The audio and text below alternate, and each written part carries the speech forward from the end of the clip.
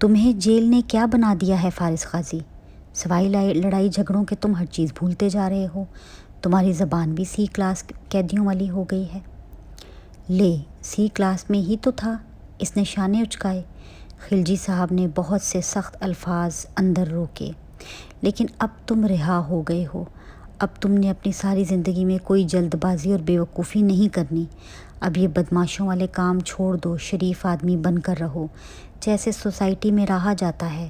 تمہارے خاندان نے بہت بھاگ دوڑ کی ہے تمہارے لیے، اب ان کو اپنی طرف سے پریشان نہ کرنا۔ اچھا، وہ لاپرواہی سے ادھر ادھر دیکھ رہا تھا، چہرہ بے تاثر سا تھا۔ اب یہاں سے نکل کر کوشش کرنا کہ اچھی جاب ڈھونڈو، اچھی سی لڑکی سے شادی کرو اور ایک پرسکون زندگی گزارو۔ اپنے غصے کو کنٹرول کرنا سیکھو۔ باہر کی دنیا جیل جیسی نہیں ہے غازی، اس میں تم بات بات پہ لوگوں کی ہڈی پسلی نہیں توڑ سکتے۔ اب تمہیں اپنی زندگی کو سنجیدہ لینا ہوگا۔ پھر رک کر اسے دیکھا۔ کچھ پوچھو گے نہیں اپنے کیس کے بارے میں؟ فارس نے سنجیدگی سے انہیں دیکھا۔ فیس مل گئی آپ کو ابھی یا نہیں؟ خلجی صاحب نے گویا برا مان کر اس کا چہرہ دیکھا جو بالکل سپاٹ تھا، جیسے کسی بات کا کوئی اثر نہ ہوا ہو۔ اس سے پہلے کہ وہ کچھ کہتے، انہوں نے یکایک کچھ محسوس کیا، جیسے ایک لمحے کے لیے کچھ بدلا تھا فارس کی نگاہوں کا رخ۔ وہ ان کے کندھے کے پیچھے کسی کو دیکھ رہا تھا اور اس کی آنکھوں کی ساری کیفیت بدل گئی تھی۔ خلجی صاحب نے پلٹ کر دیکھا، راہداری میں بہت سے لوگ چلتے جا رہے تھے۔ ان میں وہ بھی تھی، گھنگرالے بالوں والی پروسیکیوٹر جس کی ناک میں ہیرے کی ایک لونگ دمک رہی تھی۔ وہ دو عورتوں کے ہمراہ چلتی سیدھ میں دیکھتی آگے جا رہی تھی۔ فارس کے قریب سے گزری تو نگاہ اٹھی، اس کی آنکھیں بھوری تھیں۔ ایک ثانیے کو بھوری آنکھیں سنہری آنکھوں سے ملی، پھر وہ آگے بڑھ گئی۔ فارس غازی کا چہرہ اس ایک پل میں بدل گیا، جیسے وہ کوئی اور انسان ہو، لیکن اگلے ہی پل وہ واپس ویسا ہی ہو گیا اور سر جھٹک کر دوسری سمت میں ہو لیا۔ خلجی صاحب نے بہت دفعہ ان دونوں کو راہداریوں اور برآمدوں میں ایک دوسرے کے پاس سے گزرتے دیکھا تھا۔ ہر دفعہ یہ ایک لمحہ ضرور آتا تھا۔ اس کی رہائی کی خبر ہاشم کو جب ملی تو وہ کوریڈور میں کھڑا کسی سے فون پر بات کر رہا تھا۔ اس نے کمال ضبط سے اپنے کڑوے ہوتے تاثرات چھپا لیے۔ وہ ابھی اتنا مصروف تھا کہ ایک دم ریئیکٹ نہیں کر سکتا تھا۔ البتہ اس نے خود سے عہد کیا کہ اگر اس میں سعدی کا ہاتھ ہے تو اسے حساب دینا ہوگا، اور توجہ زمر کی طرف مبذول کر دی، جو سامنے فائل کے صفحے سرسری انداز میں پلٹتی تیز تیز اس کی طرف آ رہی تھی۔ ایک معمر خاتون اور ایک دوپٹہ اوڑھے نوجوان لڑکی بھی اس کے ہمراہ تھی۔ ہاشم کوریڈور کے سرے پہ اسے ملا تھا۔ زمر اس کے سلام کا مختصر جواب دے کر آگے ہو لی۔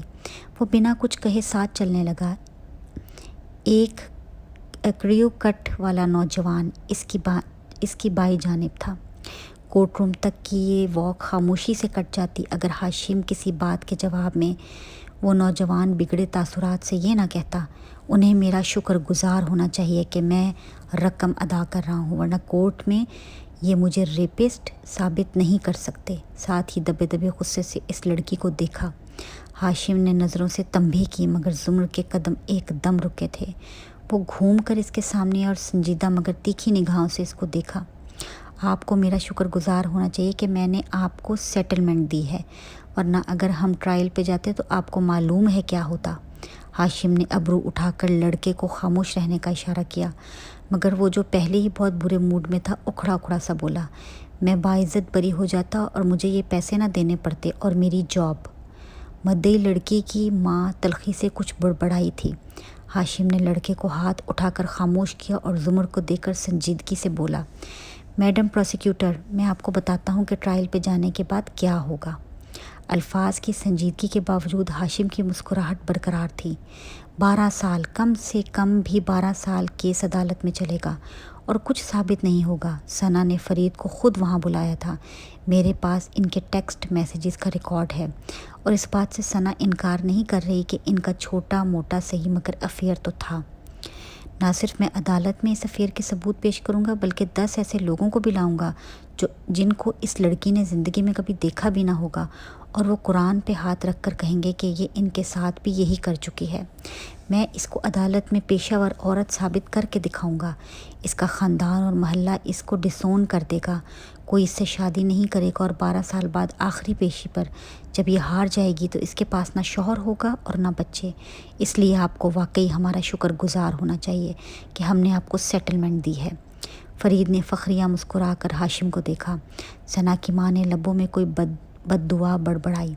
सना के चेहरे का रंग बदल चुका था। ज़ुमुर हल्का सा मुस्कुराई और नफ़ी में सर हिलाया। असल में होगा ये हाशिम कि जब केस ट्रायल पे जाएगा तो मैं इसे ट्रायल तक नहीं रखूँगी। पहले महीने में ही पूरी स्टोरी मीडिया पे लीक कर दूँगी। ये शाम के अखबार की सुर्खी जितना केस 9 बजे की ख़बरों में आएगा। 8 और 10 बजे वाले टॉक शोज़ इस पे बात करेंगे। सना को मॉर्निंग शोज़ पर बुलाया जाएगा जहां ये मेल शाउट्स किस्म की ख़वातीन के साथ बैठकर जुल्म की पूरी दास्तान सुनाएगी। NGOs इसके लिए वॉक करेंगी। ये इंटरनेशनल सेमिनार्स पर मदऊ होगी। एंटी आर्मी तबका इसको फ़रीद की सना के साथ नहीं बल्कि एक जनरल के बेटे की एक मज़लूम लड़की के साथ ज़्यादती बना देगा। और तुम्हारा, फ़रीद की तरफ रुख करते हुए इसने बात जारी रखी, सोशल सर्कल तुम्हें आउट कर देगा। तुम्हारा बॉस तुम्हारी रिपोर्ट पे मशकूक अल्फाज लिखेगा। कोई भी लड़की तुमसे शादी करने से पहले 100 दफ़ा सोचेगी, क्योंकि कातिल को लोग कबूल कर लेते हैं, बदकार को नहीं। मैं सना को एक स्टार बना दूंगी, और 12 साल बाद तुम केस जीत भी जाओ तो तुम बहुत कुछ हार चुके होगे, और वो हारे हुए रिश्ते तुम्हें ये तुम्हारा 50,000 के हेयर कट और 2.5 लाख के सूट पहने खड़ा वकील वापस नहीं ला कर देगा। सो अगर मैं तुम्हारी जगह होती तो प्रोसिक्यूटर के सामने अपने मुंह से निकलने वाले अगले अल्फाज को रोक लेती।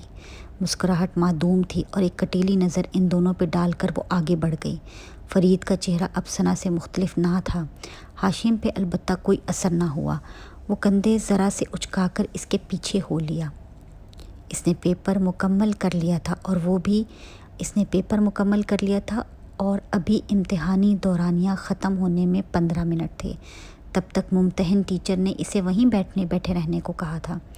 हन्नैन पर्चा उल्टा रखकर बैठी, लिख लिख कर दुखती उंगलियों पे, जिन पे कहीं कहीं इंक लग गई थी, को सहला रही थी। इसे पेपर करके पढ़ने की आदत नहीं थी, और बाद में बाहर लड़कियों के ग्रुप में खड़े होकर एक एक जवाब मिलाने से तो वो भागती थी। आधे जवाब तो वहीं गलत निकल आते थे। बस 3 पर्चे मज़ीद और फिर BA ख़त्म। शुक्र, इसने ख़ुद को तसल्ली दी। फिर इधर उधर देखा। लड़कियां सर झुकाए धड़ाधड़ लिखे जा रही थीं। इम्तिहानी अमले की ख़वातीन कड़ी नज़रों से देखती टहल रही थीं। हन्नैन की नज़रें रोशनदान तक गईं। 3 3 3 1 टोटल हुए 10। वो इसी तरह खिड़कियां, दरवाजे, सड़क किनारे, दरख्त गिना करती थी, और वो भी 10-10 के ग्रुप बनाकर फिर से शुरू करती। सारे दरवाजे गिनकर इसने एक खुश्क स्याही वाला कलम निकाला और इसकी निब को कुर्सी के बाजू पर रगड़कर अनदिखे अल्फाज लिखने लगी। वो अमूमन फूल बनाती थी या तिकोन, और फिर अपना नाम लिखना शुरू हो जाती। हन्नैन